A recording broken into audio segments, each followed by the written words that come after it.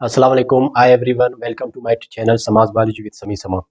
Last time हमने start किया था सेल बायोलॉजी। तो सेल में हमने डेफिनेटली इसका जितने भी लिविंग ऑर्गेनिज्म है जिसमें डेफिनेटली उनका जो सबसे पहला लेयर होता है cell wall.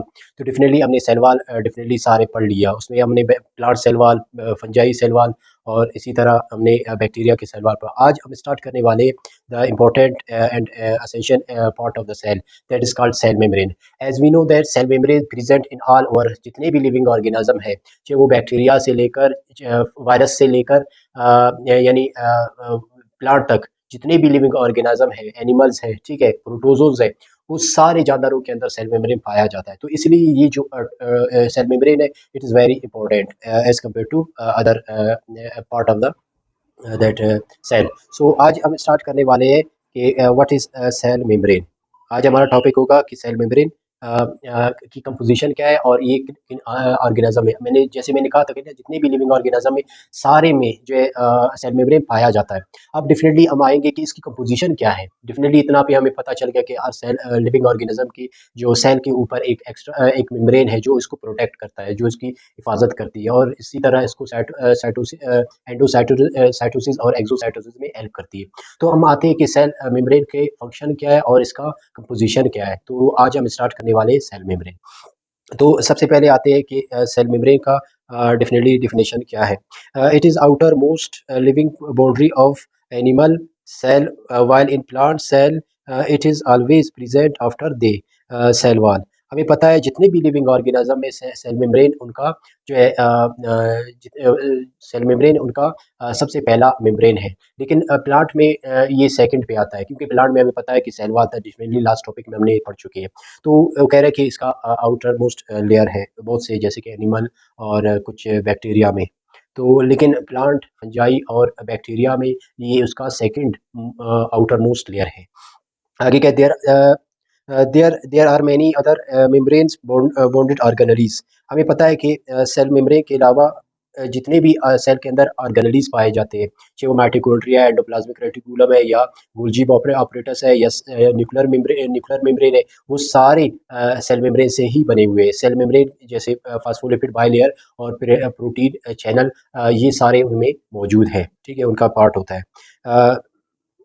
Like mitochondria, fungi bodies and endoplasmic reticulum, ये सारों में पाया जाता है। All these membranes are chemically composed of. जितने भी सेल मेम्ब्रेन है उनकी कंपोजिशन क्या है, यानी उनका कंपोजिशन कौन कौन से एलिमेंट से मिलकर भरा हुआ है। तो सबसे इम्पोर्टेंट वो कह रहा है कि इसमें आता है, इसमें 60 से लेकर 80% सेल मेम्ब्रेन प्रोटीन से बना हुआ है। 60 to 80% जो सेल मेम्ब्रेन का कंपोजिशन है वो है प्रोटीन। बाकी 20 to 40% लिपिड से बना हुआ है, डिपेंडेंट है। और उसमें कार्बोहाइड्रेट, उसमें कह रहे हैं कार्बोहाइड्रेट डेफिनेटली मेरे रिसर्च के मुताबिक कि कार्बोहाइड्रेट वहाँ पे 2 to 10% पाया जाता है। कार्बोहाइड्रेट यानी सेल मेम्ब्रेन में कितने, 2 से लेकर डिफरेंट, ये डिपेंड करता है ऑर्गेनली से। यहाँ पे 80 से 60 से 80 कह रहे हैं कि वो लिविंग ऑर्गेनिज्म में इसमें फ़र्क होती है कंपोजिशन में। तो उस बेस पे इन्होंने कहा कि ये इतने परसेंट में पाया जाता है। और आगे आते हैं कि व्हाट इज द, यानी सेल मेम्ब्रेन पे बहुत सी थ्योरी, जैसे कि हमें पता है कि सेल वाल को किसने डिस्कवर किया था, इसको रॉबर्ट हुक ने रॉबर्ट हुक ने 60-65 में इसको डिस्कवर किया था। जैसे कि हमें पता है कि मैंने कहा था कि उसने क्या किया, डेफिनेटली उसने एक उसके लैब में एक फ्लास्क था और इस फ्लास्क में डेफिनेटली उसके लैब में एक फ्लास्क था। इस फ्लास्क का जो ढक्कन था डेफिनेटली वो बना हुआ था वुड से, लकड़ी से बना हुआ था। तो उसने इस वुड को उठाया और लैब में इसके ऊपर एक्सपेरिमेंट किया, यानी इसके ऊपर एक्सपेरिमेंट किया। तो देखा उसको छोटे छोटे खाने मिल गए, ठीक है, उसको छोटे छोटे खाने मिल गए थे। और उसने इस एक खाने को नाम दिया था सेलुला। सेलुला mean room like structure, room like यानी कमरे की तरह कि उसके खाने मिले, तो उसने उसको नाम दिया था रूम लाइक सेलुला। फिर सेलुला से ये सेलुलो, और इसने सेल को डिस्कवर, सेल में जो पहला डेफिनेटली उसको जो चीज़ दिखा तो वो सेल वाल था, तो उसको सेल मेम्ब्रेन के हवाले से कोई इल्म नहीं था। फिर बाद में जाकर दूसरे साइंटिस्ट इसके ऊपर रिसर्च किया, तब जाकर सेल मेम्ब्रेन बाद में डिस्कवर हुआ। लेकिन क्योंकि रॉबर्ट हुक ने जो है वुड पे और फंगस पे जो है उसने जो है वर्क किया था, वर्कआउट किया था, तो उसे वो सेल वॉल ही मिला। तो उसने समझा कि only the cell wall is the outer most layer of the living organism. तो बाद में जो है सेल मेम्ब्रेन डिस्कवर हुआ। तो इसमें सेल मेम्ब्रेन के ऊपर बहुत से थ्योरीज आ गए और बहुत सी थ्योरीज रिजेक्ट हुई। तो लास्ट जो इसमें जिन्होंने इसके ऊपर काम किया, तो उसमें डेफिनेटली कौन था? जॉनिथन सिंगर और ग्रोथ निकलसन 1972 में सबसे पहले सेल में। उससे पहले भी लोगों ने, बहुत से साइंटिस्ट ने उसके ऊपर अपना थ्योरी पेश किया, लेकिन दैट वाज रिजेक्टेड। तो जो जॉनथन सिंगर और ग्रोथ निकोलसन जो 1972 में जो प्लाज्मा मेम्ब्रेन का एक थ्योरी पेश किया, जिसको इसने नाम दिया था इसको नाम दिया था फ्लूइड म्यूजिक मॉडल। अब फ्लूइड म्यूजिक मॉडल मीन कि वो मेम्ब्रेन जो जिसमें परमेबिलिटी हो, जिसमें फ्लेक्सिबिलिटी हो, that may be permeable for some molecules. जैसे कि हमें पता है कुछ ऐसे मॉलिक्यूल्स है उनके लिए ये परमेबल है, कुछ ऐसे उनके लिए इम्परमेबल है। ये फ्लूइड लाइक है, यानी इसमें से पानी आसानी से, वाटर आसानी से पास होती है और उसमें फ्लेक्सिबिलिटी है, लचक है, जिसकी वजह से इसको फ्लूइड म्यूजिक मॉडल का जो है एक मॉडल पेश किया है। This model plasma membrane was discovered by Jonathan Singer and Garth Nicolson 1972 में इसको डिस्कवर किया। According to this model the plasma membrane is fluid mosaic of protein floating within bilayer of the phospholipid and cholesterol। अब इसमें वो कह रहे हैं कि इसमें जो है प्रोटीन एक फ्लूइड के तौर पर वहाँ पे जो है एक फ्लूइड को के लिए एक बैकबोन का काम करता है, और उस फ्लूइड में जो फास्फोलिपिड है वो फ्लेक्सिबिलिटी, लचक उसमें मौजूद होती है। जैसे कि डायग्राम से इसको समझ सकते हैं। जैसे कि ये सेल का मेम्ब्रेन का स्ट्रक्चर है। इसमें आप देखिए ये फास्फोलिपिड बायलेयर, ठीक है। एक फास्फोलिपिड का ये लेयर है, ठीक है, फास्फोलिपिड का एक लेयर है और दूसरा फास्फोलिपिड का लेयर ये है, ठीक है। फास्फोलिपिड की दो लेयर, और ये मौजूद होती है प्रोटीन चैनल, जो क्या करते हैं, अगर कोई खुराक को यानी पैसिव ट्रांसपोर्ट के ज़रिए या एक्टिव ट्रांसपोर्ट के ज़रिए सेल से बाहर जाना हो या अंदर आना हो, तो ये चैनल का रास्ता इख्तियार कर देता है। अगर बाहर जाना हो तो ये यहाँ से चला जाता है, ठीक है, और अगर अंदर आना हो तो कोई चीज़, कोई फूड वगैरह, ठीक है, तो ये यहाँ से अंदर की तरफ चली जाती है। उसके बाद इसके अलावा जो प्रोटीन है, पेरिफेरल प्रोटीन, ठीक है, इंटीग्रल प्रोटीन, ठीक है, ये सारे प्रोटीन मौजूद है जो एक खास यहाँ पे एक खास काम कर रहे होते हैं। और इसी तरह इसमें मौजूद है कोलेस्ट्रॉल, ठीक है, ये लिपिड है, ठीक है, लिपिड का एक टाइप है जो यहाँ पे मौजूद है। खास तौर पर ये विटामिन डी के सूरत में हमें यहाँ से सिंथेसिस होती है, कोलेस्ट्रॉल की कन्वर्ट हो जाती है किसमें, विटामिन डी में, जो हमें विटामिन डी यहाँ से मिल रही होती है। दूसरा कोलेस्ट्रॉल का ये फ़ायदा है कि वो सर्दी गर्मी से या ज़्यादा पानी की फ्लो या न्यूट्रिएंट की बाहर जाने को कम से कम रोक देता है। उसके अलावा जो ग्लाइकोलिपिड है, ठीक है, ग्लाइकोलिपिड यहाँ पे मौजूद है सेल मेम्ब्रेन पे, वो कोई सिग्नल के तौर पर या रिसेप्टर के तौर पर यहाँ पे काम सरअंजाम है। इसी तरह कार्बोहाइड्रेट यहाँ पे मौजूद है कि अगर सेल के अंदर किसी चीज़ की कमी हो तो वो आगे सिग्नल वगैरह फॉरवर्ड कर रहा होता है कि सेल के अंदर किस चीज़ की ज़रूरत है, तो उसी हिसाब से ये आगे एक रिसेप्टर या एक केमिकल के ज़रिए स्टिमुलस के ज़रिए पैगाम को आगे फॉरवर्ड कर देता है। इसी तरह ग्लाइकोप्रोटीन यहाँ पे मौजूद है। ग्लाइकोप्रोटीन भी एक खास रिसेप्टर का काम कर रहा होता है कि सेल के हवाले से किस चीज़ का सेल के अंदर आना है, किस चीज़ को बाहर जाना है, तो इसके लिए भी ये बहुत इंपॉर्टेंट है। इसी तरह ग्लोबुलर प्रोटीन, ठीक है, यहाँ पे मौजूद है, जो क्या करता है, सेल के अंदर सेल को एक स्टेबिलिटी देता है, सेल मेम्ब्रेन को, और साथ साथ ये भी अगर कोई फॉरेन पार्टिकल, अगर कोई फॉरेन यानी कोई सेल के लिए कोई चीज़ अगर नुकसानदा है तो उसको इंडिकेट करने के लिए हेल्पफुल साबित हो सकती है। इसी तरह alpha protein, alpha helix protein है, ठीक है, अल्फा हेलिक्स प्रोटीन का काम है कि अगर सेल के एक पार्ट से दूसरी पार्ट यानी एक सेल से दूसरी नेबरिंग सेल को अगर कोई चीज़ प्रोवाइड करना है, एक सेल से दूसरी सेल तक पहुंचाना है, तो वो अल्फा प्रोटीन हेलिक्स के थ्रू वो आगे फॉरवर्ड होती है। तो एक सिग्नल भी इसी के थ्रू पास होती है, तो सेल को एक डेफिनेटली एक पैगाम मिल जाती है। क्या है कि the phospholipid molecule contain hydrophilic head and two hydrophobic tell.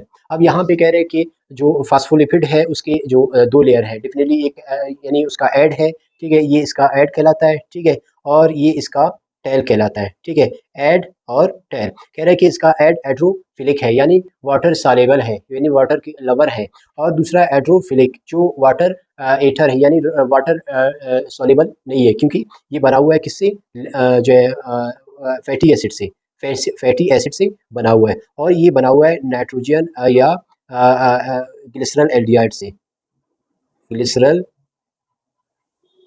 Aldehyde से बना हुआ है। ठीक है, ग्लिसरल एल्डिहाइड से बना हुआ है, तो दे वाटर सोल है। तो वो कह रहे हैं कि सेल मेम्ब्रेन में जो फास्फोलिपिड बाइलेयर है उसमें दो पोर्शन है, एक इसका टेल है और दूसरा इसका एड है। तो इसका एड जो है एड्रो फिलिक है, वाटर लवर है, वाटर में डिजोल्व होती है, और इसका टेल है जो हाइड्रोफोबिक है, किसकी वजह से, फास्फोलिपिड की वजह से। आगे कह रहे हैं the hydrophilic tail face each other while while hydrophilic head are directly toward water which is present outside and inside the cell। अब इसमें वो कह रहे हैं कि इसका जो एड है, जो पोलर एड है इसका, ये इसका पोलर एड है। ठीक है, पोलर एड है, तो वो वाटर की तरफ यानी बाहर की तरफ या ये अंदर की तरफ इसका पोलर होता है, और नॉन पोलर इसके दरमियान में होता है। कोई भी अगर सेल से कोई भी चीज़ अगर बाहर जाना चाहो तो वो अगर पास हो जाए किसी पोलर से, तो नॉन पोलर से वो पास नहीं होता, तो ये एक बैरियर का काम कर रहा होता है। आगे क्या कर रहे हैं, the cholesterol molecules are embedded in the interior of the cell membrane which make cell membrane less permeable for water soluble molecule। अब उसने कहा कोलेस्ट्रॉल जो है सेल मेम्ब्रेन में इस तरह पड़े हुए, ये जो आपको नजर आ रहा है ये कोलेस्ट्रॉल्स मौजूद है, ये सारे क्या है, कोलेस्ट्रॉल्स है, जो क्या करता है, वाटर इस वाटर नॉन सोलेबल होता है, तो वाटर यहाँ से पास नहीं होता, यानी इसको डिजोल्व करके आगे पास नहीं होता। ठीक है, तो इसकी वजह से ये कोलेस्ट्रॉल का एक खूबी है कि अगर ये वाटर के लिए नॉन परमिएबल है। ठीक है, यानी नॉन परमिएबल या लेस परमिएबल होता है किसको पास करने, provide stability to plasma membrane, और इसके अलावा ये प्लाज्मा मेम्ब्रेन को क्या स्टेबिलिटी प्रोवाइड करता है कि एक खास एक स्ट्रक्चर उनका बन जाता है, यानी उनको यानी एक खास शेप दे देता है कोलेस्ट्रॉल की वजह से। There are there are two kind of membrane protein, membrane protein दो किस्म के होते हैं, एक एक्सट्रेंसिक और सरफेस प्रोटीन। ये क्या होते हैं, प्रोटीन सरफेस पे पाए जाते हैं। ठीक है, यहाँ पे ये प्रोटीन कह रहा है कि ये सरफेस पे पाया जाता है, एक प्रोटीन ये एक जो सरफेस पे पाया जाता है, और दूसरा प्रोटीन ये है।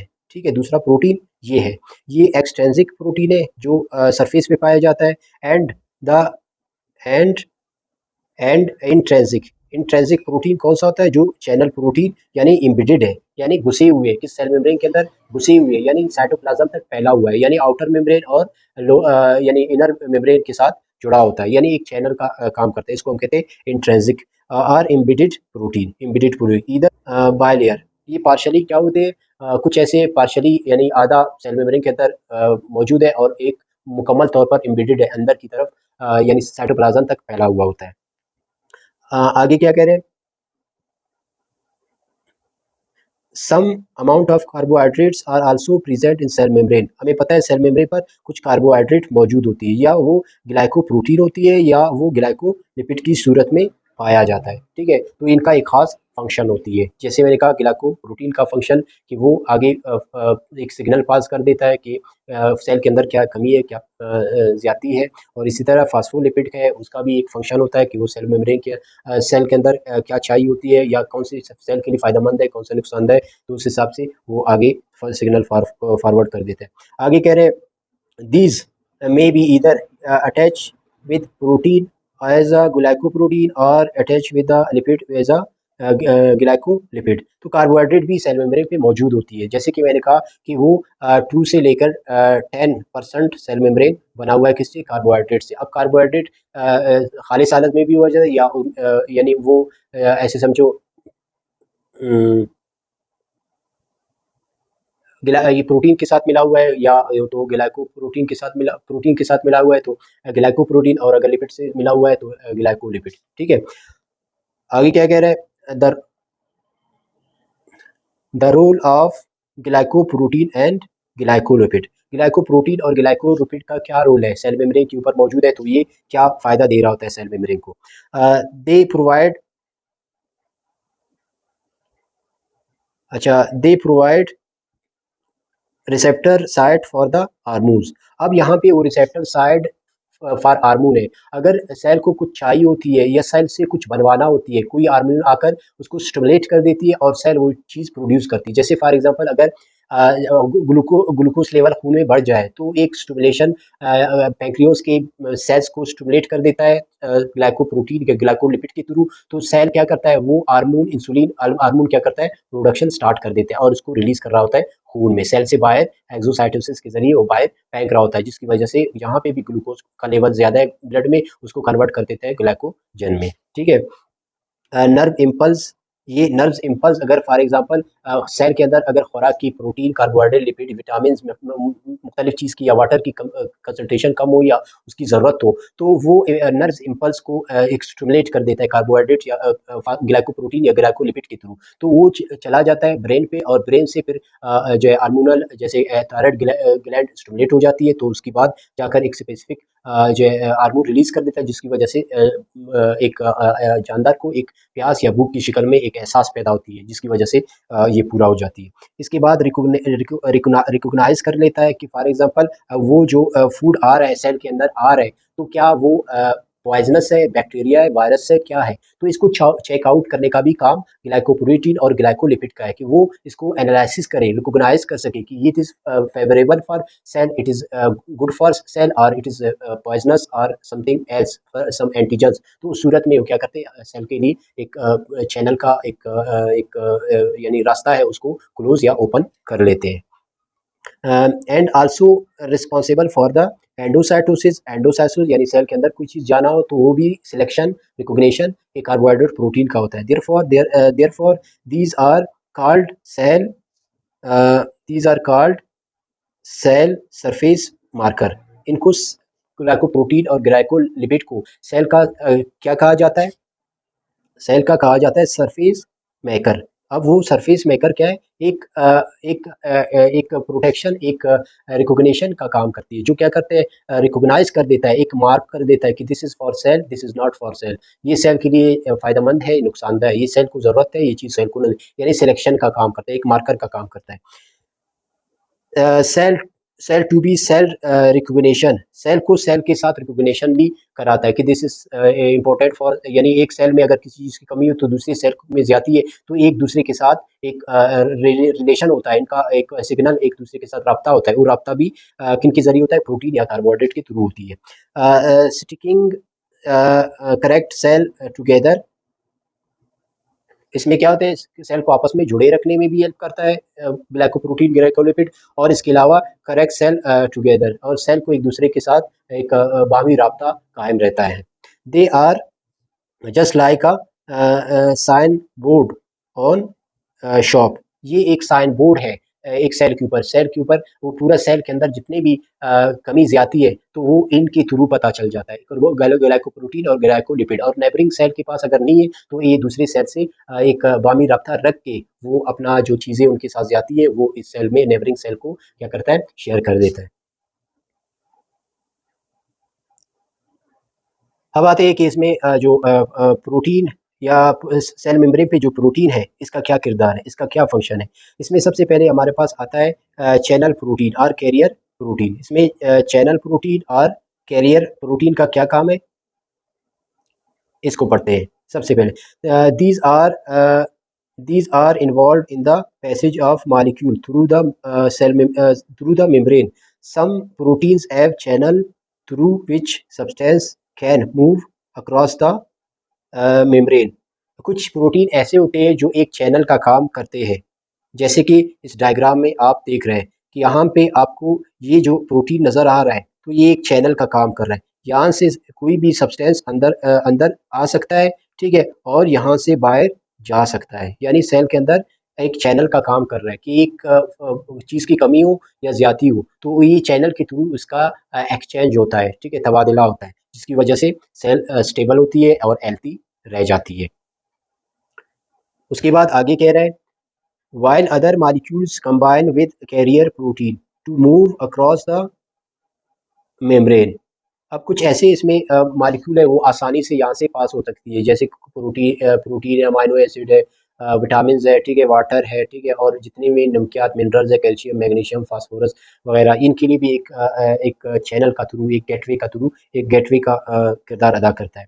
उसके अलावा कह रहे हैं कुछ ऐसे प्रोटीन मौजूद है सेल मेम्ब्रेन के ऊपर जो एंजाइमेटिक है, यानी एज अ एंजाइम के तौर पर काम करते हैं। जैसे कि हमें पता है एंजाइम का क्या काम क्या है, कि वो speed up the chemical reaction, जितनी बॉडी के अंदर मेटाबॉलिज्म है, एनाबॉलिज्म है, उससे उस एनाबॉलिज्म कैटाबॉलिज्म में स्पीड अप कर देता है, उनको तेज कर देता है। जैसे कि एक एंजाइम 1 मिनट में जो है 1 लाख एक सब्सटेंस को तोड़ देता है। Uh, अब आते हैं कि enzyme some proteins of the plasma membrane act like a enzyme. तो उस प्लाज्मा मेम्ब्रेन में कुछ ऐसी प्रोटीन है जो एंजाइम के तौर पर काम करते हैं, एंजाइम जैसे काम सरंजाम देते हैं। For example the epithelial cell lining, ठीक है, एपिथेलियल जो सेल होती है हमारे stomach, small intestine, large intestine, ठीक है, या हमारे म्यूकस मेम्ब्रेन में मौजूद होती है, तो वो वहाँ पे ये एंजाइम मौजूद होती है। अगर कोई फॉर एग्जांपल या खुराक को टूटना हो, ठीक है, ब्रेक डाउन करना हो, तो ये जो सेल मेम्ब्रेन में पाए जाने वाले प्रोटीन है वो हेल्प करते हैं। और इसी तरह अगर कोई बैक्टीरिया है, वायरस है या प्रोटोजोन है, तो उनको भी ये क्या कर देता है, किल करने में, इसको मारने में भी इसका किरदार हो जाता है। Some part of the digestive tracts contain digestive enzyme, their cell surface membrane, ठीक है, डाइजेस्टिव सिस्टम के जितने भी पार्ट है वहाँ पे एंजाइम मौजूद होती है, उनके सेल मेम्ब्रेन के ऊपर, उनके एपिथेलियल सेल के ऊपर मौजूद होती है, जो खुराक को डाइजेस्ट करने में, यानी उसको ब्रेक डाउन करने में हेल्प करती है। उसके बाद दूसरा हमारे पास है receptor molecule.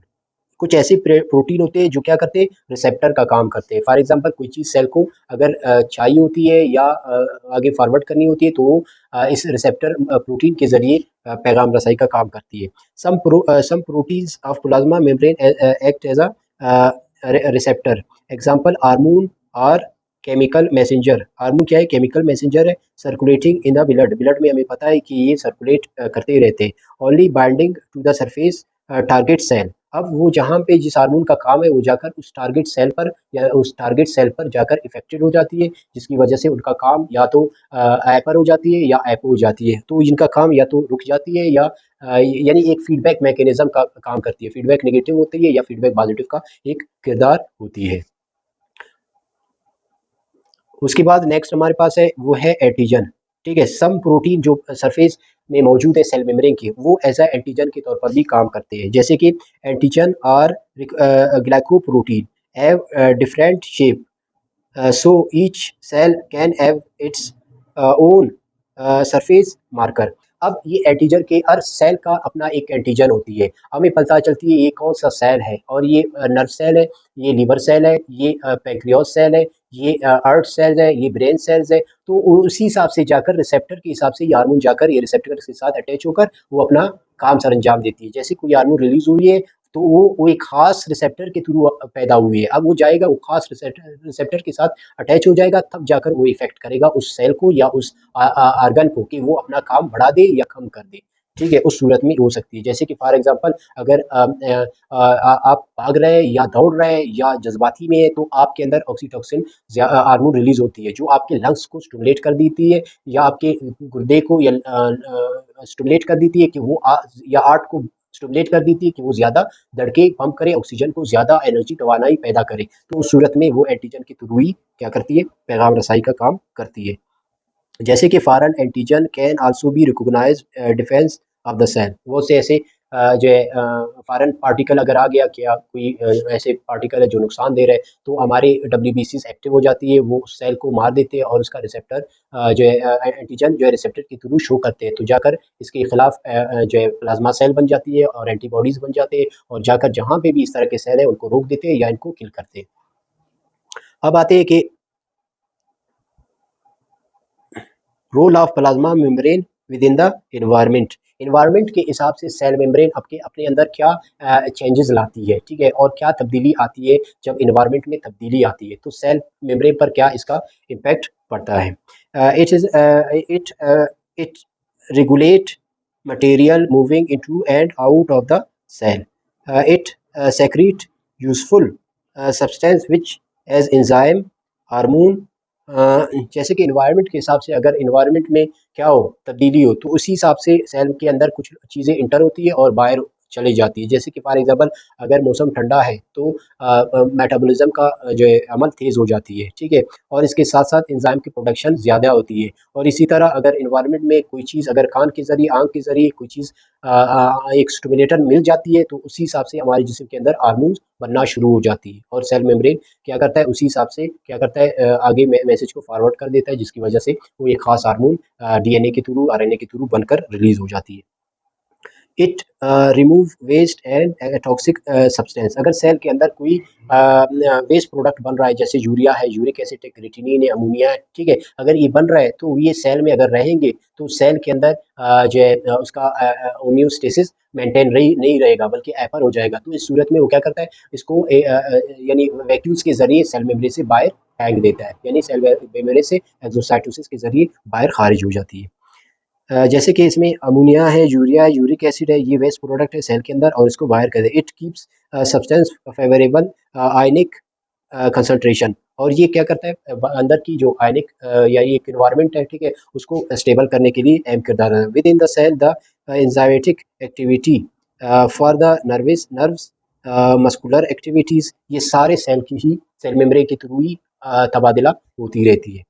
The transport of substance across the cell membrane like place by endocytosis. अगर सेल के अंदर कोई चीज़ अंदर आना हो, ठीक है, सेल को क्रॉस करना हो तो वो एंडोसाइटोसिस के जरिए, यानी सेल एक अपने अंदर एक तब्दीली लाती है जो क्या करती है, उस खुराक को अपने अंदर इन्विजेट करके ले आती है। तो ये था सेल मेम्ब्रेन, यानी सेल मेम्ब्रेन यहाँ तक खत्म। अब आगे हम आएंगे सेल के अंदर साइटोप्लाज्म, और साइटोप्लाज्म में पाए जाने वाले जितने भी ऑर्गेनेलीज है उनके बारे में, उसके बाद न्यूक्लियस के बारे में, यानी ये हमारा सेल प्रोसेस जारी रहेगा।